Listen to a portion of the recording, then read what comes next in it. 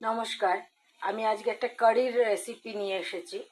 মোটামুটি কারি সবাই করতে জানে। বেসন দিয়ে যে কারিটা হয়, বেসন দিয়ে, দই দিয়ে এবং বেসনের পকোড়া দিয়ে। আবার এরা রাজস্থানীরা করে শুধু পেঁয়াজ দিয়ে, বেসন দিয়ে, ওরা পকোড়া দেয় না। তো আমি আজকে যেটা করছি সেটা মুগ ডালের কারি করছি। আমি মুগ ডালটাকে বেটে নিয়ে তার মধ্যে একটু লঙ্কা পাউডার, নুন, হলুদ দিয়ে আমি বড়াটা ভেজে নিচ্ছি। এখানে আমি এক বাটি, আমি 3 জনের আন্দাজে করছি, তো এক বাটি আমি দই নিয়েছি।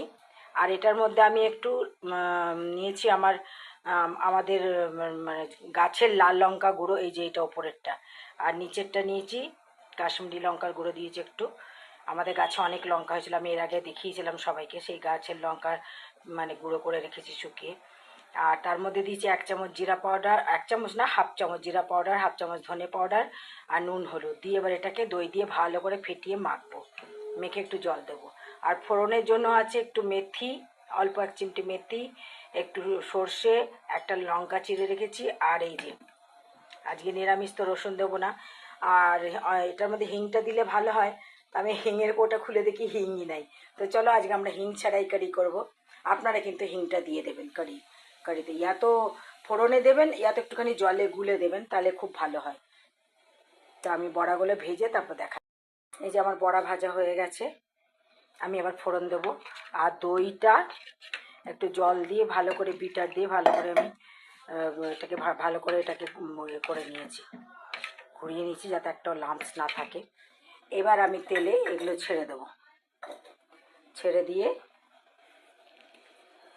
তারপরে আমি আস্তে আস্তে আঁচটা কমিয়ে আস্তে আস্তে যখন এটা দেবেন কারি পাতা, তখন একটু দিয়ে যাবেন, কারণ কারি পাতা ফটর ফটর করে ফোটে। এবার যখন আমি এই মিশ্রণটা দেব, দই আর ডালের মিশ্রণটা, সেটা একদম কম আঁচে দিয়েই কিন্তু খুব নাড়তে হবে, না নাড়লেই লাম্পস পড়ে যাবে আর দইটা ফেটে যাবে। আমি মিশ্রণটা ঢেলে দিয়েছি কম আঁচ করে, তারপরে আঁচটাকে মিডিয়াম করেছি এবং যতক্ষণ না ফুটবে ততক্ষণ এটাকে আমি নাড়তে থাকবো। ভালো করে না নাড়লেই লাম্পস পড়ে যাবে, নিচে গোলাটা হয়ে যাবে আর দইটা ফেটে যাবে। তো ওই জন্য ভালো করে এটাকে নাড়তে হবে। এই যে আমার কারি হয়ে গেছে। কারি আমি আর একটুখানি নুন লেগেছিলো, নুন দিলাম। আর একটুখানি আদার পাউডার দিলাম, কারণ কি এই যে আদার পাউডার দিলাম, কারণ কি আমি দেখেছি পাঞ্জাবিরা, আমার এখানে একজন পাঞ্জাবি আছেন, তো উনি আমাকে মাঝে মাঝে কারি দিয়ে, যে আমি কারি খেতে ভালোবাসি বলে, তো উনি করেন কি আদার টুকরো দেন, যেটা আমার একদম ভালো লাগে না, তাই আমি আর আদা পাউডার দিলাম। এবার আমি আর এটাকে নাড়বো না, বড়াটা দিয়ে চাপ ঢাকা দিয়ে দেবো। তো দেখুন কারি আপনাদের কেমন লাগলো, এই মুগ ডালের কারি। ভালো করে প্রথম থেকে রেসিপিটা দেখে বানাবেন। নতুন ধরনের কারি, খেতে খুব ভালো হয়েছে, মেয়ে আমার বললো। আর আমি না একটু স্লাইড মিষ্টি দিয়েছি, তাতে কী হয়েছে, একটা বেশ আলাদা ব্যালেন্স এসে গেছে এটার মধ্যে, কারিটার মধ্যে খুব সুন্দর টক, বেশি একদম টক লাগছে না।